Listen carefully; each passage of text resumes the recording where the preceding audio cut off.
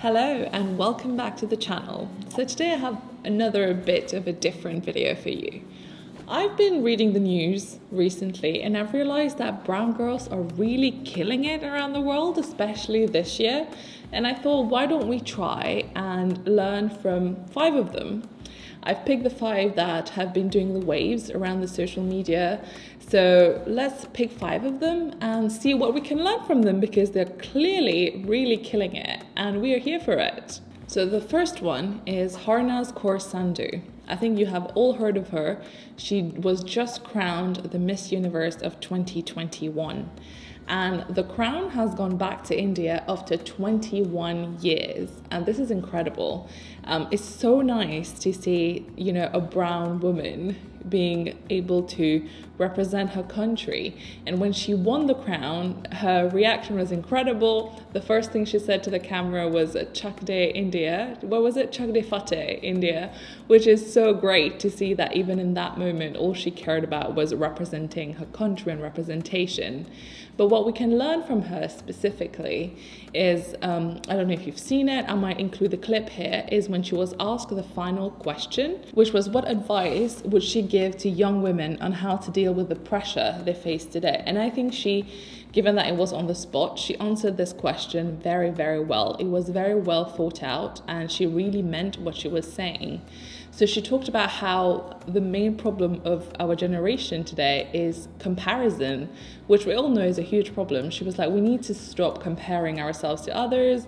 We need to take leadership of our lives because we are the only ones who can control it. And then she referred to the fact that the only reason she's on the stage that night was that she took control and she decided that she's going to go for it and get what she wanted.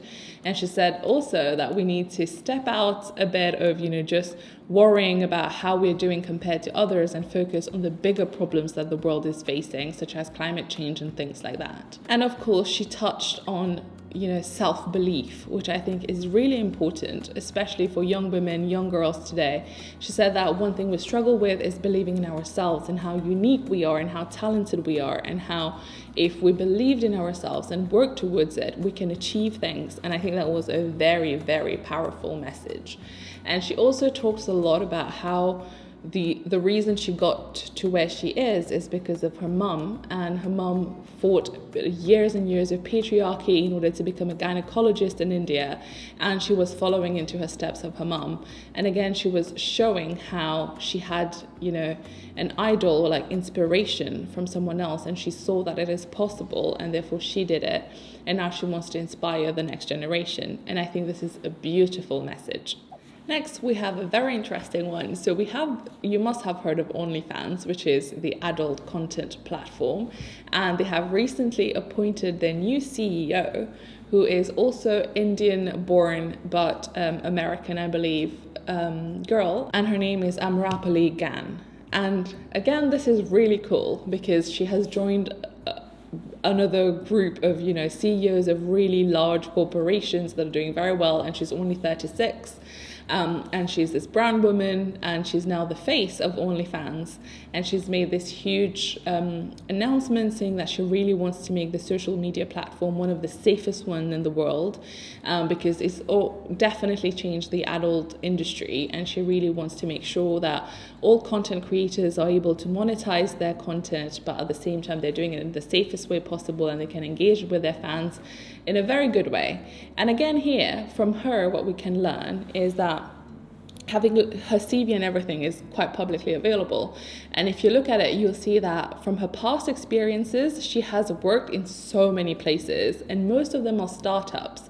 So she's really learned and increased her skill set by working at different startups, doing very different roles, and clearly empowering herself with so many skills. And she even has some big brands on there like Red Bulls and stuff, where she worked with bigger companies, and then she joined OnlyFans, and now she's risen through the ranks to the CEO. And this is incredible because again, it shows you that you don't need to be following a grad scheme, or you don't need to be following a traditional career progression pathway in order to make it to CEO. She just did whatever she wanted, and she learned all the skills that she wanted to learn by doing whatever she wanted. Having a very clear goal in mind, she just worked towards it. And I think this is a very powerful message. The third one is Lena Nair, who is the new global CEO of Chanel. And this is incredible, right? Because obviously Chanel is globally known. It's a big brand, and she has now been appointed as the CEO. And first of all here, I think we need to applaud Chanel because they have hired someone who doesn't even come from the cosmetic industry or fashion industry, but they've hired someone who is outside of the industry, again, really making an effort to stick to their claims of trying to become a bit more inclusive and bringing in the whole cognitive diversity, because it doesn't mean that you need to have knowledge of fashion industry to manage this business, but it's more getting someone who has all the necessary requirement in terms of managing a business, and such a good step towards the right path of being more inclusive when it comes to hiring. And it's great that big brands like Chanel are leading the way with very public roles such as the CEO. And Lena is a very cool, so she was at Unilever, what do you say? She was at Unilever before that, and she started there, I think, as an intern or something, and just rose through the ranks. And she even made it as, the first female. So this is a bit of a mouthful, but she was the first female, first Asian, and youngest ever Chief Human Resources Officer at Unilever, which is incredible. And then obviously she's incredibly talented, and now she has been appointed as the new global CEO of Chanel. And one thing I think we can learn from her, which is super cool, is so she's best friends with Indra Nooyi, who was the CEO or like the chief. Yes, she was the former chief of PepsiCo, and before that she was the only female of Indian origin who was the CEO of a global multi-billion company. And now Lena is the second one to have joined this. And the interesting thing here is that Lena actually considers Indra as her mentor. They talk a lot about the importance of recognizing when you need help and understanding the challenges that women face in the workplace and being able to help each other, and the importance of having this community of trust and how sisterhood matters is incredible. And both of them, so they are the only two female CEOs of Indian origin, and the fact that they are friends and support each other publicly is incredible. Again, big lesson to learn here. The next one is India's new Selfmade billionaire. So she is the only self-made female billionaire in India, and her name is Falguni Nair, and she's the CEO of Nykaa. So Nykaa is India's first unicorn startup headed by a woman, and I think it was launched in about 2012, by Falguni.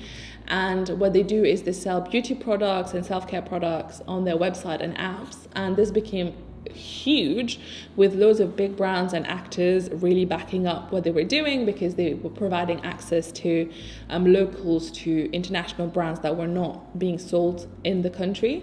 And they just went public, I think, with their IPO, and Falguni became the first self-made billionaire woman in India, which is incredible. We need more of them, but she is leading the way, and that is incredible. And she, in her announcement of this, she said something which is incredibly inspiring. So she said, "I hope that the Nykaa journey, an Indian-born, Indian-owned, and Indian-managed dream come true, can inspire each of you." And again, she's telling this message of wherever you are, you don't need to be part of something bigger, something global in order to succeed. She's saying that we can be who we are and use what we have around us, and just once you have a dream, work towards it and it becomes true. And I think, again, wonderful message from Falguni. The next one is actually a movie. It's called the Hot Miss Holiday movie, which is basically a Desi version of a holiday movie, which is centered around Diwali, and it has an all-brown cast. It was directed and produced by brown women, and it is incredible. I think growing up, we've all watched all the classic holiday movies. We all love them, like Home Alone and all of that. but you never see yourself in these movies as a brown girl, especially. I'm talking for myself. There's no representation, and it's fine because they were in the past, it's a work in progress. But we watch these every year, and now for the new generations of kids that are growing up, we want them to be able to see themselves in holiday movies. We want to have a movie where they want to watch it every year because they feel so connected to it, not just because this is what everyone watches. And I think they have taken this message really seriously, and they've done this holiday movie around Diwali, and it is absolute crazy madness, as you would expect. And this movie has been in the making for the past 7 years, which is incredible, right? And the plot revolves around a finance executive who gets dumped by her boyfriend over the Diwali holiday, and chaos ensues. I love it.